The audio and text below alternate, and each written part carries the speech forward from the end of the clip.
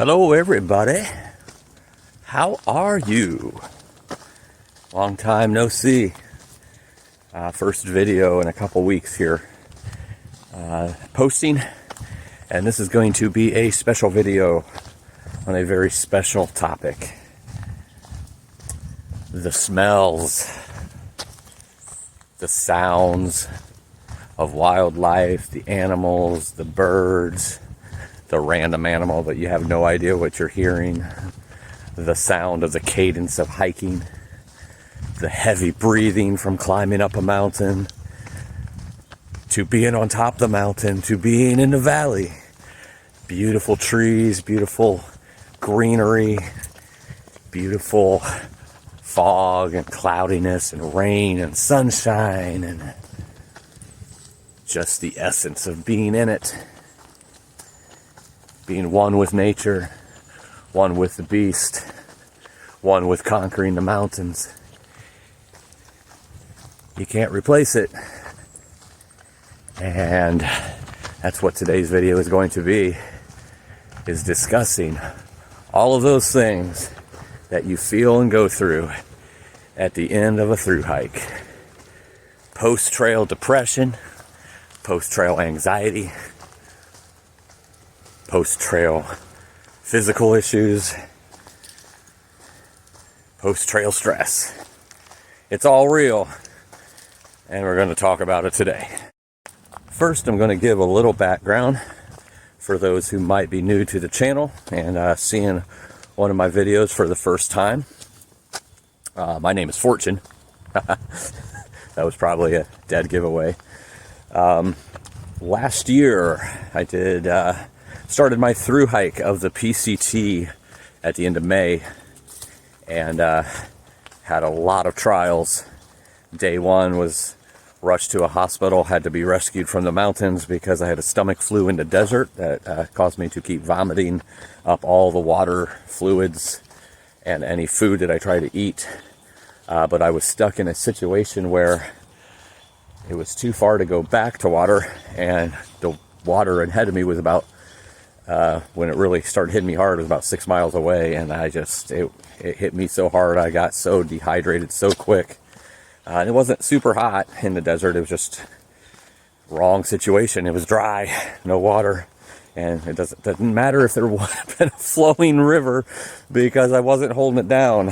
So I ended up, long story short, and you can see the video on my channel if you want to see more details, but I ended up having to get rescued from that.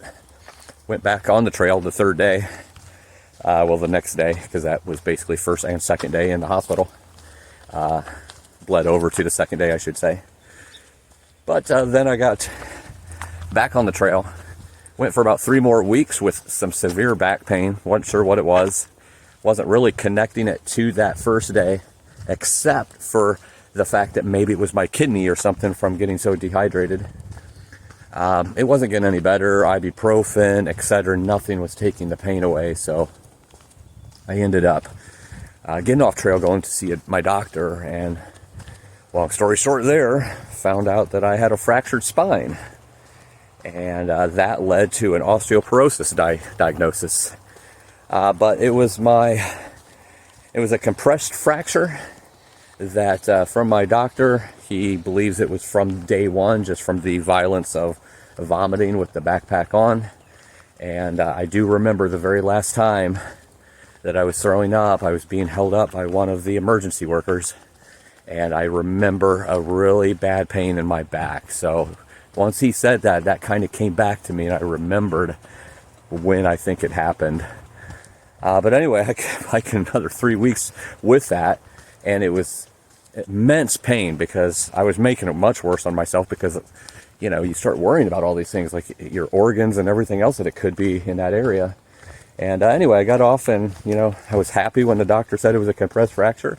I ended up going back to the PCT, and he was, with his blessing, he said, as long as you can manage the pain, I know you're not going to really stop just because I tell you should stop. So just as long as you can manage the pain, you'll be fine, and it will heal, but it will take a little longer to heal than if you wasn't, you know, working hard every day, climbing mountains and such. So I went back, continued another 100 days or so, and got off the PCT only because the wildfires had shut down the part I couldn't get to. Couldn't even get to the northern terminus of the PCT. So moving forward this year, I went to the Appalachian Trail starting in February and making really good miles. Was at the halfway point by the end of April, beginning of May. Took a little time off to go see my fiance and spend a little time at home, because I did come right from the PCT to the AT with just a little bit of time off in between. I never even gained back the weight that I had lost on the PCT, which, if you can see, I'm a slim guy. I can't really be losing too much weight, obviously. I have an appetite that's about that of a 500-pound person or a 500-pound bear. I could just eat and eat and eat and eat. So it was definitely important that I took that time off, kind of replenish on some vitamins and so forth. Then I went back, and 250 miles later, and I won't go into all those details at this time. Again, there's other videos that explains that, but I had to get off the trail because of an ankle that had been sprained about 10 days before, or 2 weeks before, and it healed up quick, but then I retweaked it on some rocks, and it just kept getting worse and worse and worse. Obviously, I ended up having some pretty severe damage to the bones and ligaments. I've been off trail for about 3 weeks now, and it is just now to a point where I can walk. I'm just walking on flat ground here in a nice little forest in Oregon, and that's all I'm doing. I can't really climb anything, no backpacking, no nothing like that till that heals completely. This is really the first time I'm being able to walk without a limp for anything more than 50 feet or so. So it's definitely getting better. It still hurts, especially when something touches it or it moves in a certain direction, but it's definitely getting better. So all of that being said, I've done about 3,400 miles in 13 months, with 4 to 5 months off total in between all of that, pretty much nonstop. Never lost my hiking legs or anything when I went to the AT from the PCT. That's how little I was off, and of course I was climbing mountains while I was off and training for the AT. This is the first time that I've really just chilled out and done nothing. I mean, I've done work since I've gotten home, but I haven't been climbing or hiking or anything like that, because the body really just needs to heal at this point and replenish itself with the vitamins and calories that it's deficient on. So that being said, now you have a little background of where I am, what I've done. So 2 different through hikes in the last 13 months, basically last year. And what we're talking about today is post-trail depression, post-trail anxiety. And I've had to deal with it on both of them. So I want to talk to you about this, and for a couple reasons. So people will know that it's not just, hey, I'm just going out here, walking through the woods, blah, blah, blah. It's a toll on the body. It's a toll on the mind. It's a toll on the emotions. It's just a toll on everything. And I want to talk about that a little bit more, just so you're more educated and more knowledgeable about what goes on. But also for those who might be planning to do a through hike someday, because this is real, and there's things you can do to kind of help that along the way. And I want to talk about that today. Might be taboo to talk about things like this, but it's real, and I keep this channel real. And I think this is a good piece of education that people could really benefit from. So let's get into it. So obviously I'm not a doctor or anything. I'm not going to pretend that I know all the answers and, that I got my doctorate's degree in post-trail depression. It's a kind of a taboo subject, and I just want to dive in and talk to you about my experience and what I've been through and things that helped me, and things that I think could help you proactively and reactively both. I break it down into 3 sections, though, with myself, and what I have found to be that it affects physically, it affects emotionally, and then it affects sensors. So it's all 3 kind of combines and bleeds over in each other, but those 3 kind of break it out the most. And when I started this video, I was talking about all the things that you deal with on the trail.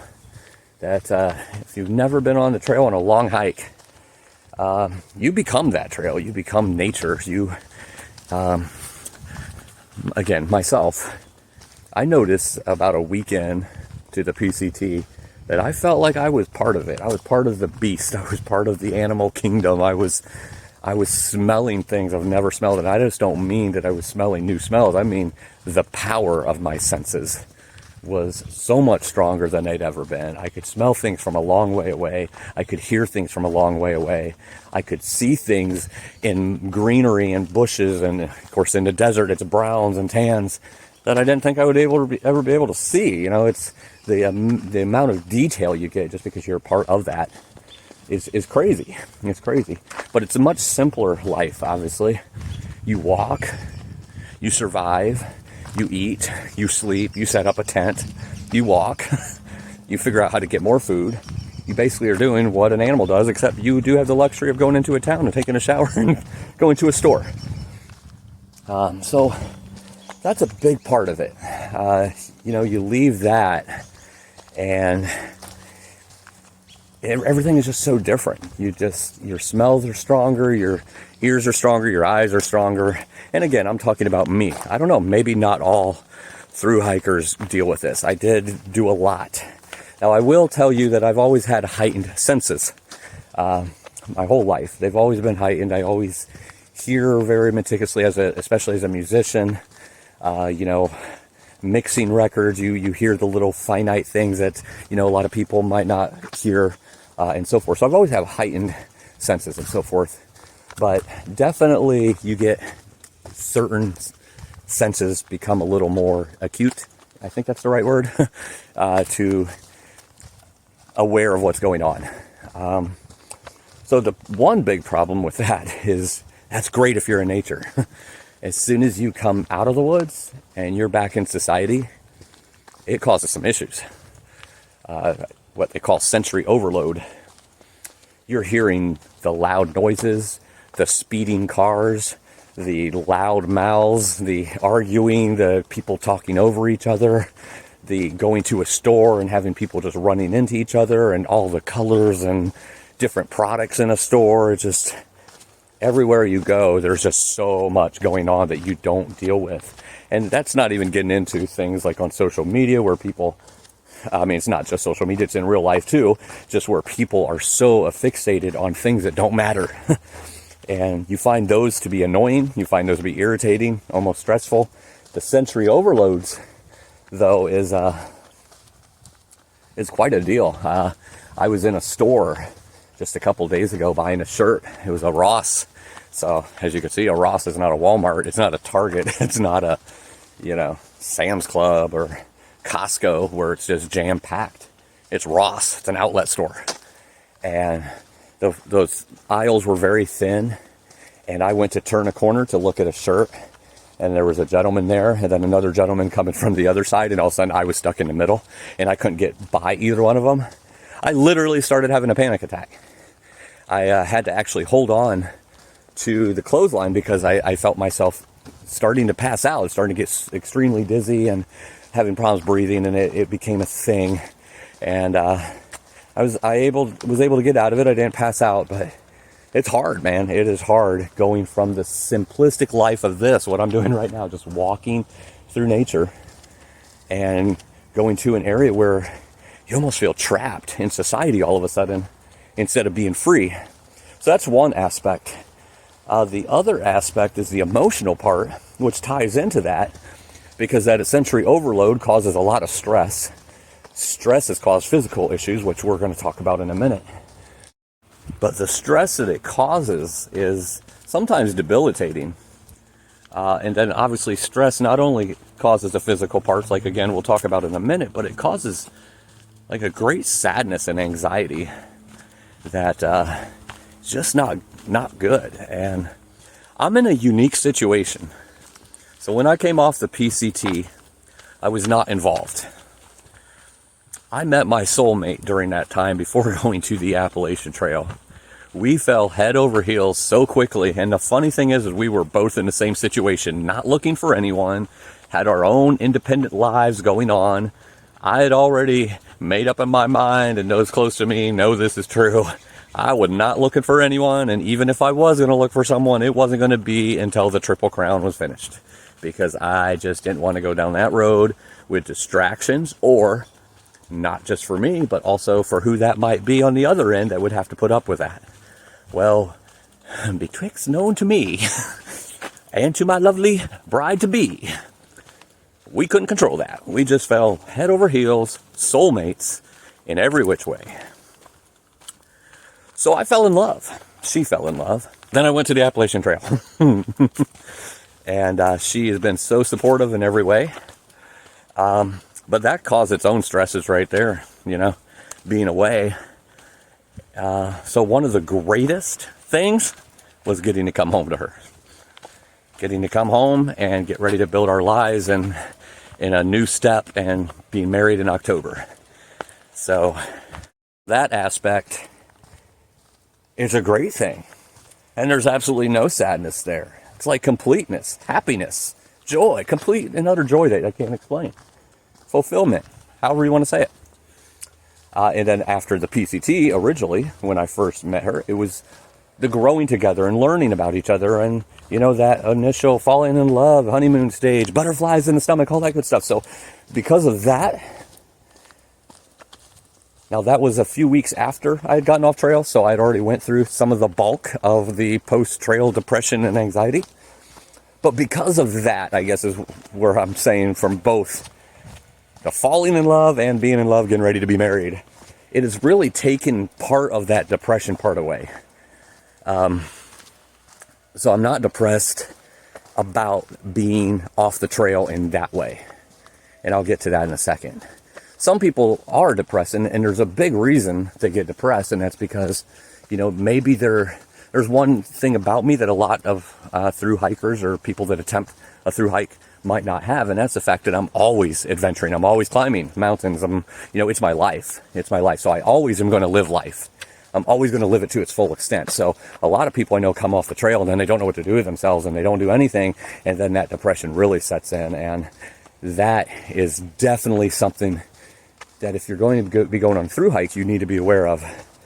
You need to have kind of a plan in place for after you get off the trail to keep living life, even if in a smaller dose, to keep that from happening as much. But one thing that definitely has happened, though, and that's the post-trail anxiety and the stress. Like I said about almost passing out the other day, it affects my mind, the headaches. It affects my mind and memories. I have one of the biggest memories I know of anybody in my life. I can remember conversations from 20 years ago, word for word. It's just always been something that comes with me. It's not quite photographic or anything like that, but I remember quite a bit of everything. And I've noticed I have a lot of fogginess that, man, I was talking to my fiance a couple nights ago, and all of a sudden I'm like talking and I forget two people's names, and those two people's names I knew quite well. I kept going like those were the right names, and they weren't the right names at all. It was odd. It was very odd. And it's just brain fog. It's just brain fog from stress and everything else, and exhaustion and everything else. So the stress really gets to me. I had one day when I was out all day since being back, and it was just so stressful, and like the whole inside of my body is like shaking. And I don't mean like just for a few minutes. I mean, it's just the stress of all of the sensories overloads happening, or the senses being overloaded on what they're seeing, hearing, and smelling. It was a pretty big deal. And took quite a while to calm down from that day. It was just a lot of traffic, a lot of fast traffic, a lot of horns, a lot of people out, a lot of stressed out people doing things that causes more stress for me. And I'm used to moving 2 to 3 miles an hour for the majority of the last 13 months. So all of those things do affect, and especially when it's a lot of time involved with those things. So anyway, to the physical part now. In case I didn't put that in a nutshell, let me put that in a nutshell. It's more anxiety with me. It's more stress than it actually is like depression or anything like that. So that's where that situation is for me. There is a little bit of depression, and that depression comes from just the weight. The whole thing feels like a burden. It's like the physical part, the mental part, the sensory overload part. It's all like a weight. And that weight can give you like a form of depression, I guess, to where it's just a heavy weight to bear. Yeah, bear's the right word. I said bear, and all I could think about was the animal bear. And I'm like, that doesn't sound right. Why am I talking about bears?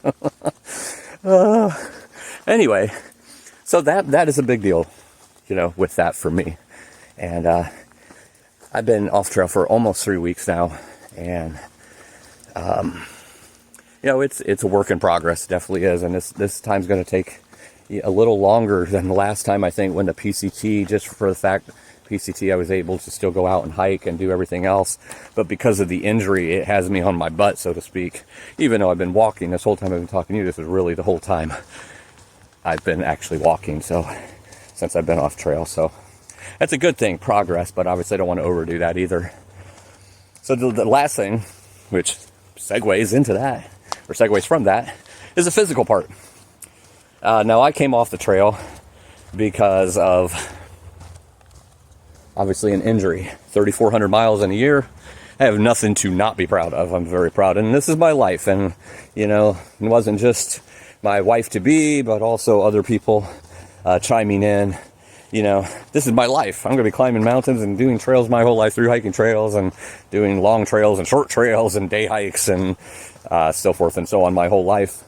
I need to have my body ready to do those for the rest of my life, not just this year. This year can wait on what I had left in order to be able to do that, because the injury was getting worse every day, and I kept pushing through it for a good 10 days until the point where it's like, okay, this is getting worse and worse. I'm limping. I'm screwing up other parts of my body. I need to make a decision now. So the decision was made. It wasn't a hard decision to make because I couldn't really go on. I couldn't limp. I couldn't put weight on it. I couldn't do anything that I needed to do in order to climb the rocks of New England. And I got off at Great Barrington, Massachusetts, so I was at that part where it was going to be all rocks for the rest of the time. And especially with all the rain that happened there this year, that would be dangerous. All the slippery rocks, and not being able to get your grip, not being able to put weight on it, could have been very dangerous. So the physical part on that is one thing, but there's another physical part that goes, and that's the fact that you got to remember the whole time you're out there, and this has to do with your emotional part and the physical part. You have so much adrenaline flowing through your body every day. And again, I'm not a doctor or scientist, so I hope I'm saying this part right, but it's creating or building dopamine in your system. So yeah, you're basically high all the time. High on life, high on nature, high on exercise, however you want to say it. All of them, all of the above. And you're going through that in life. Or your life at that moment. That's how you're going through it. You're just going through pain. You're going through, pain and injury are two different things. I walked with a fractured back last year, so pain is not an issue. An injury, though, that affects how you walk and affects whether you can actually do what you're supposed to do is another issue. And that's obviously the situation I was in this year. But a lot of those pains get buried under the adrenaline and get buried under the dopamine and everything. Well, all of a sudden, boom, you're off the trail, you're home, you're not doing anything, you're trying to let your body relax, and all you're really doing is letting your body finally speak. And it's telling you how much it's actually hurt and how much it's actually damaged, and all that it was covered up with the adrenaline and dopamine. Think of it like an accident. Think of it like, people get shot or whatnot, and they don't feel it at first. And that's why. Because the adrenaline and dopamine, that's just from the actual event itself. And so that's one of the big ones coming off the trail that you deal with too. So my legs are stiff and sore. I can't even do a squat right now with my knees. My feet can hardly walk until today, and they're hurting right now. Don't get me wrong, my feet are hurting. Especially the bone and the ligaments on the left side of that left foot near the ankle. Definitely burning a little bit, but not too bad right now. Or not something I can't take, at least. And you have that, you have your headaches, you have your stomach issues, your gut issues, because you've been eating what you've been eating, and you're used to pound it in, and you pound it in for sure when you get back home. But then there comes a day when your body's like, okay, no more Pop-Tarts and donuts, please. Let's eat some real food again. And that's all you crave anyway, is home-cooked food when you're out there. So that's, at first, an easy transition, unless you're someone like me who has chronic gut issues and digestive issues. And that's a whole other thing that I've had to go through coming off trail, is letting my body get back to normal food and normal eating instead of just pounding everything that I see. So as you can see, there's 3 different levels of it. It definitely affects the emotional part, the physical part, and the sensories. So that's kind of it in a nutshell. I don't want to ramble too much, but what do we do about it? Well, let's talk about it. First of all, for me, I am blessed with a fiance who loves me with all of her heart, as I love her with all my heart and every fiber of our being.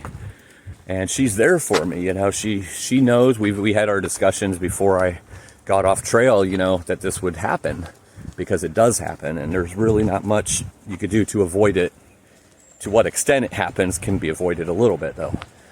So she's there, and her voice just gives me peace, you know, her hugs and, you know, romance, affection, however you want to say it. It's all something that helps bring peace, especially when your heart feels like it's beating through your chest and your blood pressure is boiling like the water before you put the pasta in it.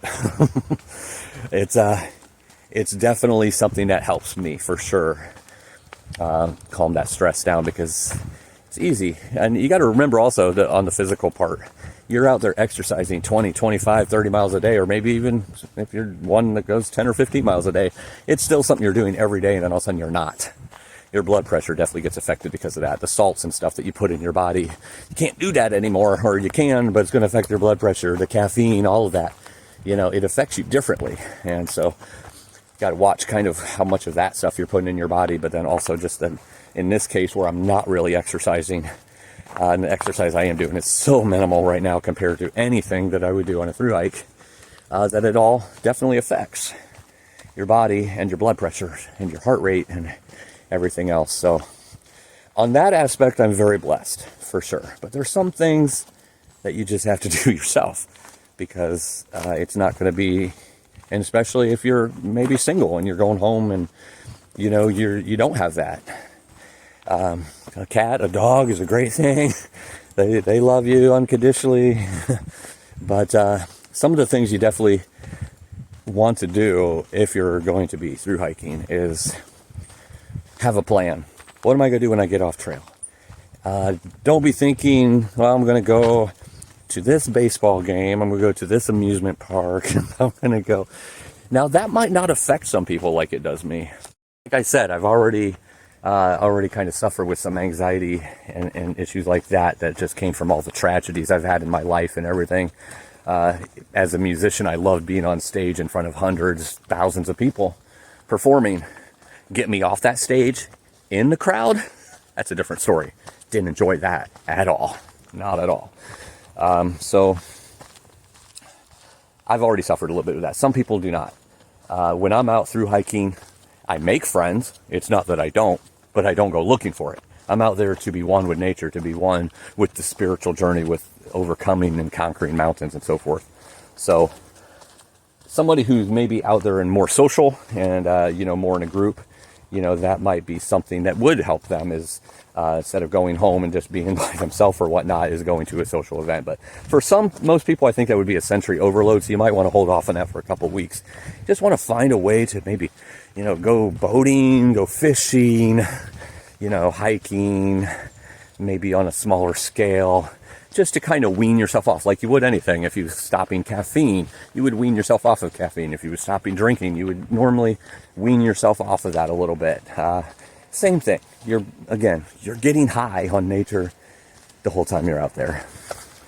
For lack of better terms, obviously. Now, obviously, that's for people that's going to be thru hiking. Try to be as proactive as you can. Kind of have a little bit of a plan of what you're going to do. Just don't go home and sit in front of a TV and do nothing. Unless you don't have a choice because of an injury or whatnot. But then try to find different things to do. Put puzzles together, or read books. I don't know. Talk with your friends and family. Have them over. I don't know.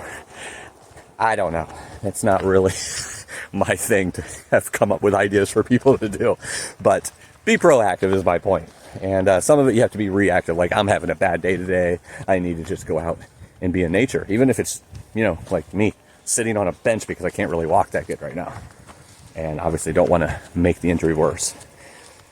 So for those of you who know people doing thru hiking, what you can do is just check on them. Let them know you care about them, you love them. Maybe bringing them a pie or a meal, just check on them. It helps relieve stress a lot when somebody is checking on you, that's for sure. But besides that, I just really wanted everybody to know kind of what you go through. It is a struggle. It's a struggle out there physically, but a struggle that you are enjoying every minute. Well, at least I do. I don't know if everybody does. I enjoy the struggle because it's part of conquering, is knowing that you're carrying that burden with you everywhere you go. So it's awesome.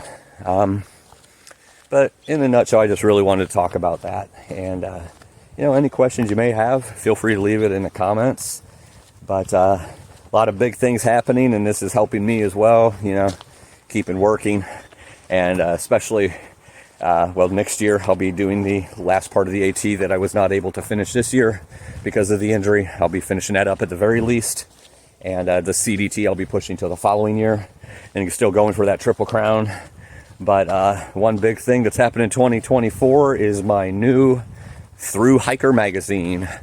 My brainchild that happened last year when I was on the PCT. I have about 25 years of advertising and publishing experience throughout my career. And it just made sense one day. It just popped in my head and never been able to get it out since when I was on the PCT last year. And that's the fact that why not take one of my biggest passions and mix it with one of my biggest skill sets? So that's what I'm doing. And I've been putting work into that ever since, as much as I could. Not so much while I'm through hiking, but in between, town days, time off, and so forth. But that's going to be launching in early 2024, so I'm really excited about that, and that definitely helps keep me busy. And that's the other thing I would also recommend for anyone who's ever going to do a through hike. Find a way to stay busy afterwards. You don't want to brush those feelings under a rug, but staying busy definitely helps you cope with the transition part a little easier. But yeah, that Thru-Hiker magazine is going to hit early next year. If you want to put your name on the list, sign up for any updates as it gets closer. It's simply thruhikermagazine.com.